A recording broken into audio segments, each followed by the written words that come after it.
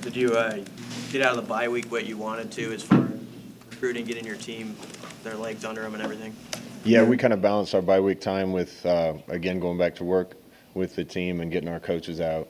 I think we made some good progress on the road recruiting, and we needed to have that week. It was good for us to get out, and I think it's going to make a difference for us in recruiting. What was the response like going around to the high schools? Responses is great. Out and about, people know our program. I think still the reaction to Nebraska football around the country is unbelievable. I think people understand our staff and the direction that we're going, and we're getting nothing but positive response.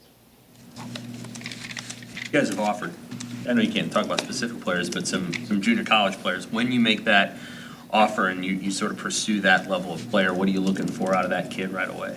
Well, first and foremost, anybody we recruit, no matter where they're coming from, we want to be the right type of kid.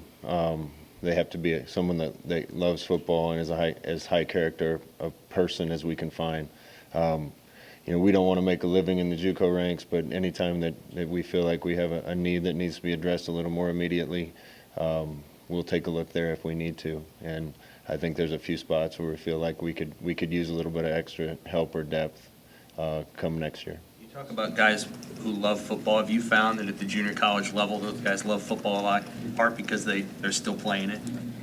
You have to love it at certain places and certain levels to do what they do and go through what they go through. And if you've been to one of the junior colleges, there's some good places and they do a good job, but it's not exactly some garden spots in America either. And kids have to be really committed to it to go through that.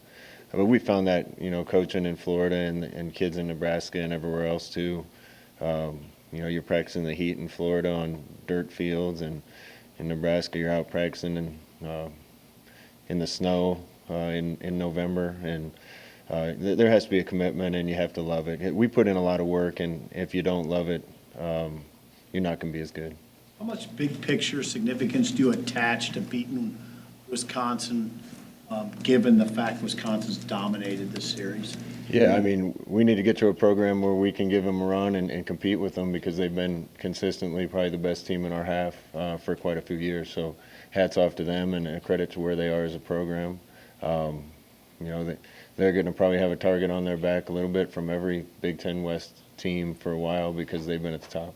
How different are they in terms of what they do compared to everyone you played on your schedule thus far? They're going to play with fullbacks and tight ends, and you guys haven't seen much of that all year. No, you don't see much of it anymore. It used to kind of be the norm in football. Now the teams that run a more standard offense are a little more of an outlier. You get used to on defense the one-back running game and one-back run fits. The run fits are quite a bit different with two backs. They got a really good offensive line. I think the quarterbacks are good. The running back, obviously, a lot of people talk about him. The kid playing fullback for him does a really good job opening up holes for him. And they got some weapons on the outside. So they got the talent to be really good, and I think their scheme's good, and it's a little unique in this day and age in college football. What do you have to do defensively against Taylor? We have to be in the right spots, and then we have to bow up and man up and tackle him when we get our chances. We misfit a year ago up there, and he had a couple big runs, and then he just ran through some tackles too, and that's what good running backs do, but we have to be ready for it. Wisconsin has routinely had top 10 defenses when you've been studying them the last week or so. What stands out? What makes them effective on that side of the ball? They've got talent. I think they're a better defense than they were a year ago, watching them for sure. Got a couple really good players that are difference makers. Really impressed with 56. He's all over the field. He's a pass rusher, makes tackles everywhere. He's physical. But there's a lot of good guys around him too. And they're very sound. They don't give you much easy. Stay on top of things in the pass game and get a lot of people in the box to stuff the run. So I think on both sides of the ball, it's a compliment to them. They know who they are. They know their identity, and they're really good at it. Why are they so good at getting after the quarterback and seemingly getting free rushers to the quarterback? They bring a pressure now and then. Particularly looking at the Northwestern game, there's one where they brought a guy off the field, and that was one of the plays that made a difference in that game. But on top of that, they just have guys that get after the quarterback with a 3 or 4 man pass rush, and that's a real big piece to have on the defensive side of the ball, so you can keep your guys in coverage and still feel like you can get home. When you look at what Illinois did to Wisconsin, how did they beat them? What did they do well? Yeah, I think Wisconsin made a couple mistakes that kept Illinois around, and then Illinois has made a couple big plays. They fought them. It was a physical game on both sides. We thought Illinois was physical when we went up there, but they hit one long run with a really good running back and one long pass play, and free safety missed a play on that. And anytime in this league you keep anybody around, games can go either way. And I'm sure they have a couple plays they'd like to have back, but that can happen in this league. What do you want to see from Adrian this week, and how important is it that he responds with a better showing compared to Purdue? Yeah, he just needs to be more consistent again. A lot gets put on that kid's shoulder. We need to be better around him. But I think he can play better than he did last week, and most of it's just consistency, making sure that when he has opportunities to complete balls, that he gets the ball to him, and just being a little more definitive with his decisions, a little sharper and crisper, so balls are coming out a little quicker and decisions are made a little quicker. As you get ready for the last year, when you look back, are there areas on offense where you feel like you've got better sort of within the regular season, or you've made progress? Yeah, I think that there's been a bunch of progress made. I don't think you can always see it because there probably hasn't been some made in other areas, and just because of the circumstances of things. But we're playing some young guys on the offensive line. I think they've continued to get better. I think we've had really solid play from our tight ends. The running backs have played well at times. It's just kind of been a revolving door back there a little bit with injuries and other things. But there's definitely some areas that we've improved, and we need the rest of the pieces to catch up with that improvement. We talked at nauseum about snapping earlier in the year. What have you seen from Cam Jurgens the last couple weeks at center? Yeah, knock on wood, the problems with the snaps have gotten a lot better. That was a real issue early, and I think that kind of upset our timing a lot early. You got to understand with Cam Jurgens, we got really high hopes for him. He's never played offensive line. He's a redshirt freshman, and we threw him into the fire because of his talent, and he's done a really good job. Some of the issues that he's working through right now won't be issues going forward, but just like playing a freshman quarterback, you're going to have to live through some of those things, and Cam's going to be a pretty good player around here. DiCaprio played safety against Purdue because of need and Cam wasn't ready to go, but based on the way he played or the way your secondary played in that game, is there a temptation to use him more back there, or do you see using him more back there? We wouldn't have had the problem at all. Losing Deontay at the beginning of the year was a big hit for us. He was one of our best guys. That's kind of put us in scramble mode all year and kind of made us play Cam Taylor in different places. And then with Cam Taylor down, we tried to address it the best we could. DCap's natural position is corner, and I expect that's where he'll be unless we have need again. You got to look at Hickman in the last game quick, and now have him listed as a receiver this week on the depth chart. What do you hope to get from him, and have you seen from him? He's going to be a good player. I get really excited. One, it's good to be back on the field again with the guys after a bye week. I think everybody just needed to get back out there. It was a lot of fun. I have a lot of excitement about the future when I see some of the young kids, and Chris Hickman's one of them. He hasn't played a lot this year, but he's really shown us some things in practice and on the game field, and we're going to use him as much as we can and still try to save his year. How good did he block in the handful of snaps he had against Purdue? Yeah, it's one of the things I love about Chris. He was sick as a dog against Purdue, but he wasn't going to tell anybody, and he was going to be out there. And we didn't play him as many snaps as we wanted to because of circumstances in the game and because of him being sick. But when he was out there, he did a great job, and he's consistently been one of our best, if not our best, perimeter blocker in practice. So he was just able to show that in a game. How'd you see the guys respond today, bye week, and kind of taking a week off? Guys look like they're having a lot of fun out there today, which is great to see. We worked too hard not to enjoy it, and it was a really good Monday practice with a lot of energy. Scott, is the door still open on Maurice Washington, or is it closed? I'll talk about that after the year.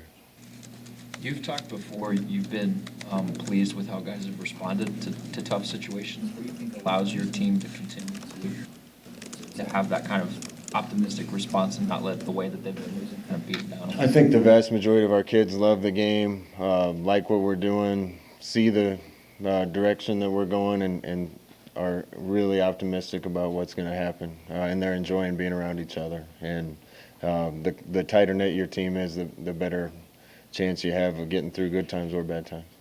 What are the added challenges for you guys on either side of the ball when you play a team like Wisconsin that dominates time of possession? Yeah, we're going to have to be efficient on offense. We've been in these games, and they do a great job managing the clock. I think they're leading the country in time of possession. So you can't count on getting 80 plays like you would in a lot of games, 85 plays. You better try to do what you can do in 55 plays. And that's their brand of football, and they're good at it. So usually they dictate the clock and the time of possession, and you have to be efficient on both sides. Hey, Scott, Matt said in the hallway that he gets the sense that this team is sick of beating itself. Do you get that sense as well? Yeah, well, we're all tired of it. Not to take anything away from anybody else, there's several games this year that if we just didn't make some mistakes, the outcome could have been different, and I think everybody sees that. I wish the team just had a little more conviction to get it done at times, and I wish we would get to a point where some of those mistakes aren't happening, and we're addressing them, we're teaching them. The guys are tired of little mistakes here and there, and part of that's having a young team in a lot of places, and that's cost us some. But part of it's just a mindset to do jobs perfectly, and we got to continue to be better as coaches to make sure that happens, and the players got to help us with it. Scott, after the game, kind of leading off that, is that a couple of the guys said that they'd like to see these last 3 weeks, guys just let it rip, not worrying about making mistakes. Is there something to that about maybe guys being worried about making a mistake? That's what we preach all the time, and letting it rip allows you to play just a little bit faster, and sometimes just a little bit faster is what it takes to get a play executed. We haven't been very far away in several games. We haven't been very far away on quite a few plays, and just a little more is going to get us around the corner and get us over the hump.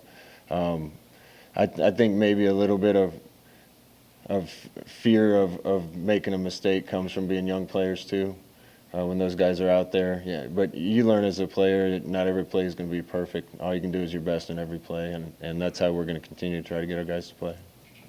Yeah, I know you're focused on yourself, but did you see what Minnesota did to Penn State? Did that surprise you at all based on what you saw from them earlier in the season and their ability to do that against a quote-unquote team beast? I don't know if I was surprised. It was a good game. I thought it's two good teams. I think what it shows you is in this league, a play here or there is going to make a difference in games, and that happened in that game. And also in this league and really everywhere in football, when things are going well for you and you're on a roll, you can kind of catch that momentum and ride it. And when it's going the other way, it seems like bad things happen to you over and over. And you got to try to be one of those teams that gets some momentum like they have, and happy for them. This finish is going to include the two teams that have pretty much inarguably been the most physical historically in your division. What's that going to require, or how is that going to test you guys over the next 3 weeks? Yeah, well, to win in this league, you got to be big and strong and physical. That's obvious to anybody inside the league or outside the league. Wisconsin and Iowa have certainly been two of the biggest and most physical teams in this league. That's the reason they've had success. So our guys are stronger and I think more capable of playing in these type of games this year than they were last year. But we got to keep working to make sure we're a bigger team and stronger team and more physical team too. And we'll continue to do that as well as we can through strength and conditioning and through recruiting. But I think our guys are more suited to it this year than we were 12 months ago. Scott, kind of following up on Parker's question there, a Big Ten question for you. Ohio State putting up incredible numbers, scoring over 50, allowing fewer. And you saw them now 2 years in a row, and you also coached against them in the national championship game when you were in Oregon. What's your take on this team and maybe how it compares to some of the other Ohio State teams? I said after the game, I think it's one of the best teams that I've been on the field with. There's no holes in that team. They got really good players at every position. And when you have that, players make plays work. We can talk about scheme all you want. When you got really good players, stuff's going to work for you. I think it's honestly as good a team as we played in the national championship when I coached in that. And, everybody's in danger of stubbing their toe somewhere, but I really don't see it happen with them. And personally would expect them probably to be in the playoff against some of the other best teams in the country. Scott, how big of a benefit has it been to your guys' offense to have Cade Warner back fully healthy and able to? Yeah, Cade gives us somebody that we can get out there and trust to be in the right spot and do the right things, and that's a plus. Scott, do you guys ever allocate that last scholarship in this fall? And I guess if not, what's been the thought process? No, we did. We can do it retroactive, so pay for their semester whenever we give it to them, and we wanted to give it to the guy that had earned it and represented Nebraska the best, and I ended up giving it back to Wyatt, Missouri. Anything else for Coach? Philosophically, Nebraska, Wisconsin is one way, and the way that you've kind of coached at Oregon, UCF, and now here is a little bit different. What was that moment in your coaching career when you said, I'm consciously not going to be that huddle up, slow, sort of sausage ball team, and I'm going to be what I am? And why do you still like that vision compared to what Wisconsin is? I think if you run any scheme on offense or defense really well, just about any scheme can work if you're good at it and have the right players for it. I believe in what we do. It's what I know the best. Our system can work if we have the right guys and run it well. Their system's going to work if they have the right guys and want to run it well. It's just philosophical differences, and think there's definitely some pieces of what they do that we'd like to emulate. Definitely their size and physicality and things, regardless of what offense that you run, you need to have some of those things. Hi, this is Jason Jorgensen, Sports Director at KRVN. Thanks for watching our YouTube video. To keep up to date with everything we have going on with our sports coverage, you can find that, and we'd love to have you subscribe to our channel. Just hit the little red button in the right corner.